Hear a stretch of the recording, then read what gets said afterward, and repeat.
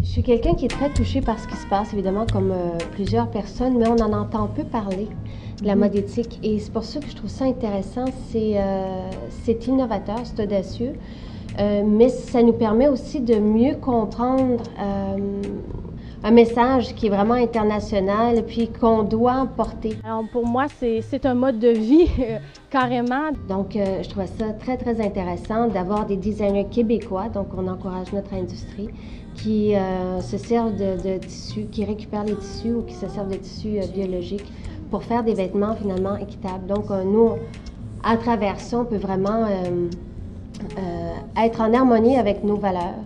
En tant que citoyenne, pour moi, le respect des droits des travailleurs, le respect de l'environnement, la créativité, c'est très, très important. Si j'ai choisi ce métier-là, c'est parce que je trouvais que moi, j'étais pas satisfaite du point de vue mode. Alors, les vêtements sont vraiment créés pour moi.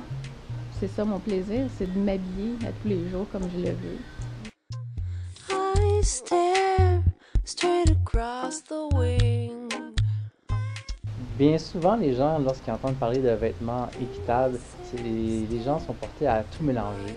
Disons que les gens ne sont pas encore tout à fait au courant de c'est quoi la mode éthique, c'est quoi des vêtements recyclés. On a de la misère à faire la distinction. Alors moi, je m'amuse à le faire visualiser, à faire l'analogie du chapeau. Alors l'éthique étant le gros chapeau et dans lequel se retrouvent des différents papiers. Et on peut avoir le papier biologique, on peut avoir le papier équitable, on peut avoir le papier recyclé, le papier local, social et ainsi de suite. Et le plus qu'on additionne de ces variables-là ensemble, plus que le produit devient éthique. Ça fait des années qu'on se bat et enfin les médias en parlent. La prochaine étape, c'est vraiment maintenant aux consommateurs de voir ça, de découvrir, de voir ce que c'est. Plus les gens vont être conscientisés d'acheter québécois, d'acheter recyclé, mais c'est ça qui va faire vraiment démarrer la mode éthique. Et de voir que de découvrir qu'il y a un plaisir et une joie à porter un vêtement éthique. Discuter de la mode éthique ou de la mode écologique, je dirais que ça a beaucoup rapport avec Un petit dédain au niveau que c'est des vêtements usagés. Les gens vont penser que c'est de la guenille parce que c'est fait à partir de matériel recyclé, mais c'est du vêtement neuf. Quand tu travailles avec des matériaux recyclés, les gens associent moins ça justement au design, à plus aux vêtements haut de gamme. La mode éthique a une étiquette. Et l'autre a eu l'étiquette grano. Il y a quelques années, lorsqu'on a commencé, il y avait une connotation très négative. Les vêtements étaient plus grano, c'était à ses tout débuts. Qui ont vu ça une fois, il y a 5 ans. Puis, ils ont une image très patchwork, très recyclée, très trash. Moi, en tout cas, moi, c'est pas ça que je fais. C'est important d'aller découvrir, juste de jeter un œil. Ça n'a pas nécessairement l'air recyclé. parce que moi, surtout, j'utilise pas le vêtement de seconde main, mais surtout le tissu. Donc, des restants de tissu industriel, ça reste du tissu brut, presque neuf. On voulait démontrer que, justement, on pouvait se vêtir de conscience, à véhiculer des valeurs qui étaient environnementales et sociales et pouvoir continuer à se vêtir de façon urbaine et fashion et ne pas se faire catégoriser comme étant grano. Parce que la plupart des vêtements paraissent pas recyclés, parce que les filles ont tellement de créativité. C'est très créatif parce que c'est pas créer 5 modèles par collection puis les refaire et les refaire et les refaire. C'est toujours différent, c'est de trouver des agencements de tissus, des agencements de matière. Les vêtements des designers, évidemment, c'est pas des vêtements qui sont faits en série, c'est vraiment ça nous épouse, ils prennent le temps de choisir les tissus, et ça, on le sent vraiment quand on le porte. Mm-hmm. Pour le consommateur, c'est un peu la même chose, c'est des vêtements qui vont être uniques, ça va être une pièce que personne d'autre va avoir. En fait, c'est une expérience tellement plus personnelle et tellement plus gratifiante parce que quand on trouve la pièce qui nous appelle, c'est quelque chose qui va rester avec nous pendant longtemps, c'est un coup de cœur. C'est des coups de cœur, donc c'est vraiment un coup de cœur. J'ai toujours appuyé les designers québécois, notre industrie, nos créateurs, c'est vraiment des artistes. je trouve que c'est un moyen d'expression. c'est de l'art que les gens peuvent porter. Alors pour moi, c'était très important d'avoir une liberté, de m'amuser avec les tissus. Les matières principales que j'utilise, c'est souvent des costumes pour hommes, des chemises pour hommes, ces trucs-là. J'essaye de faire un vêtement quand même assez féminin à partir de ça. Mélanger les matières, les couleurs, c'est quelque chose que j'ai toujours aimé. Donc à chaque fois que je fais un nouveau chandail, pour moi, c'est comme un nouveau cadeau. C'est toujours une découverte parce que chaque pièce à la Gaillarde est tellement unique que c'est une pièce qui va nous appeler. C'est pas la même chose. Donc, il ne faut pas rentrer dans cette façon de penser de magasinage qui va être prédéterminée pour nous. Les gens sont plutôt impressionnés par le fait que c'est justement un vêtement classique. Ça fait glamour. Je me fais souvent dire « Oh mon Dieu, tes vêtements doivent coûter cher ». Et c'est pas le cas. C'est juste une silhouette, c'est quelque chose que je veux refléter. Je pense que ça vaut autant la peine d'acheter un vêtement recyclé, même si ça coûte très cher, que d'acheter un vêtement de marque internationale. Vous allez payer très cher seulement pour la marque. Le vêtement recyclé vaut son prix. Le coût du vêtement est totalement relié au fait que ça prend beaucoup de temps. Surtout la recherche de matière. On peut chercher beaucoup, comme moi je vais dans des centres de tri. Aller dans un centre de tri, ça peut prendre une journée à trouver tout ce que j'ai besoin. Quand on est des artistes récupérateurs, la matière, faut pas qu'elle soit fatiguée, faut pas qu'elle soit usée, faut pas qu'elle soit tachée, trouée. Donc c'est d'aller chercher des belles matières. Puis après ça, c'est de les ramener, de les laver. Moi, j'utilise beaucoup de tricot, donc il faut que je défasse les chandails, que je coupe les manches, que je coupe les latérales. En faire des pièces de tissu, puis ensuite tailler les patrons à l'intérieur. Donc, on peut comprendre que ça prend vraiment plus de temps que tout simplement aller dans un magasin de tissu, puis acheter un rouleau de tissu, puis en couper en série.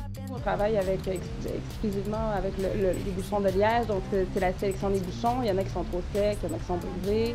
Donc, il faut choisir ceux avec lesquels on veut travailler, il faut les découper, s'assurer qu'on coupe droit, les trous, la peinture, le vernis. Alors, c'est sûr que ça ajoute du temps. C'est vraiment ça, finalement, qui explique le coût des vêtements recyclés. On est beaucoup plus valorisé parce qu'on sait que ça fait une différence aussi au bout du compte pour la planète. Ça se crie pas, ça se voit pas nécessairement, mais moi, je me sens en harmonie avec mes convictions, mes valeurs. De la même façon que quand je vais manger biologique, je sais que je me fais du bien. Oui. Quand je vais manger local, je sais que j'encourage notre économie, je fais du bien à ma planète. Donc, c'est vraiment juste pour un état de satisfaction complet. On parle beaucoup de culture biologique pour ce qu'on mange, mais il faut penser aussi que les tissus viennent de là. Au niveau du commerce équitable, on connaît surtout les produits alimentaires, mais là, on a du coton équitable. Il y a 28 000 producteurs de coton équitable qui sont organisés dans 14 coopératives, surtout basées en Afrique de l'Ouest, en Inde, au Pakistan et en Amérique latine. Notre coton provient de l'Inde. On l'importe à travers une coopérative qu'on a créée avec différents acteurs qui s'appelle Fibrétique. On a été les premiers importateurs de coton biologique et équitable au Québec. Les critères qui gèrent le commerce équitable, c'est que les producteurs doivent être organisés démocratiquement sous forme de coopérative ou d'association. Ils reçoivent un juste prix qui tient compte des coûts de production et qui se fassent des bénéfices. Ils reçoivent une prime de développement qui va servir à mettre en place des projets dans leur communauté selon leurs besoins.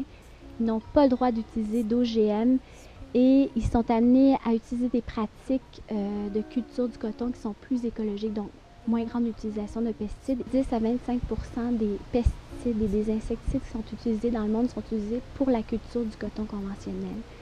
Et ça a un énorme impact sur l'environnement, entre autres. Il y a une grande pollution des eaux, des nappes phréatiques, de l'eau potable. Évidemment, ces produits-là sont toxiques, donc il y a un impact sur la santé des travailleurs et des populations qui vivent autour des champs de coton.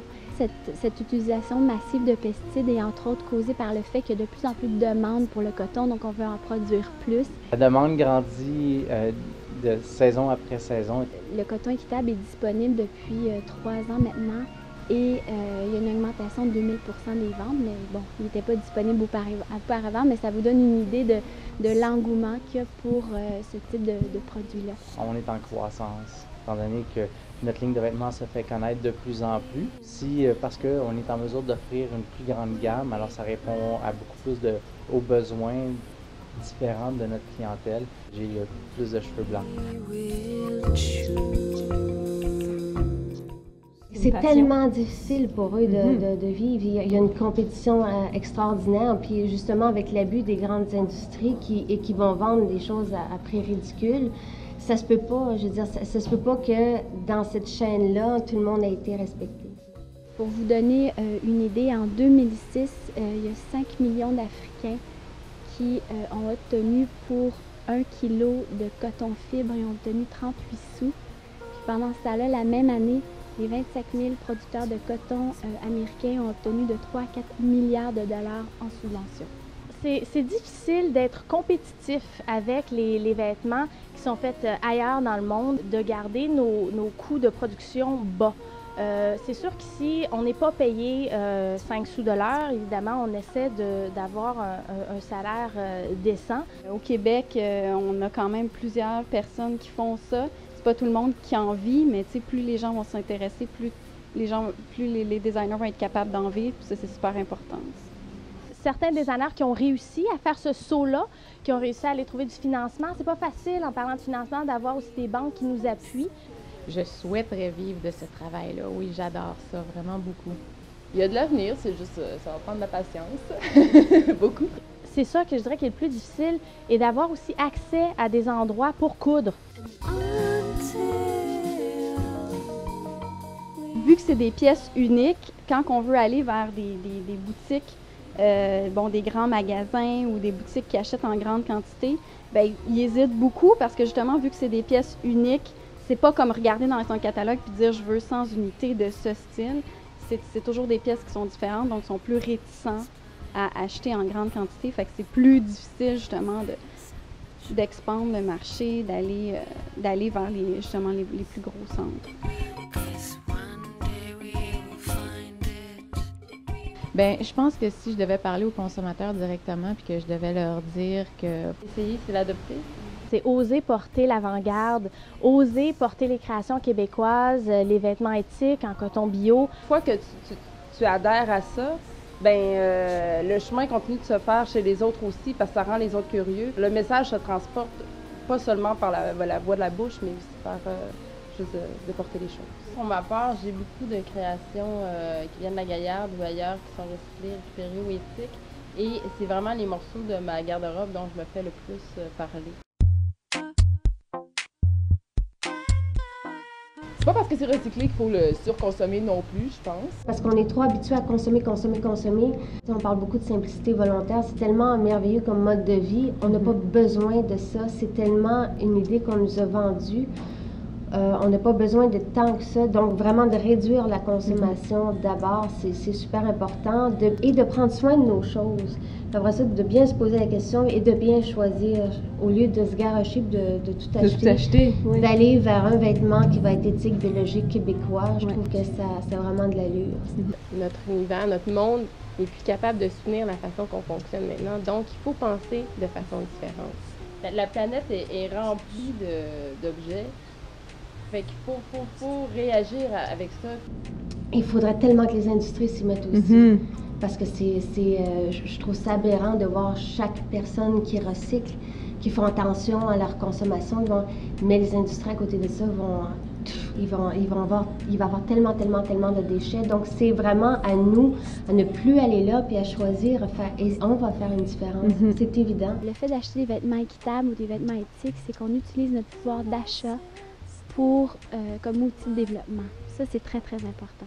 Moi, je pense que si tout le monde avait une pièce ou deux dans sa garde-robe, déjà, ça aiderait l'industrie dans le marché ici au Québec. Et puis, dans la mode éthique aussi, ça ferait vraiment une différence. Donc, on ne dit pas aux gens de s'habiller de la tête aux pieds en recyclé, mais de porter une pièce ou deux une fois de temps en temps. De un, ils sont originales, c'est beau. On le répète souvent, mais c'est vraiment en achetant qu'on crée le vote, qu'on crée la vague.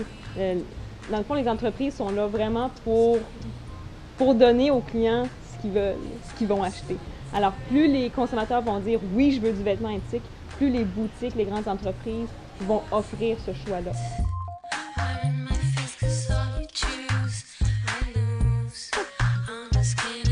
Mode de vie cette année, ce qui nous intéressait, c'est surtout d'aller à l'intérieur de l'industrie de la mode pour créer un changement de l'intérieur vers l'extérieur. Donc, on va voir les créateurs qui sont déjà établis. On veut vraiment dire à tout le monde, regardez comme la mode éthique est belle, c'est glamour, c'est chic. Et oui, la mode est un monde éphémère, mais la mode éthique, ça va être une tendance qui va durer parce qu'il faut que ça dure. Pourquoi pas en vendre chez Fabriqueville du coton bio?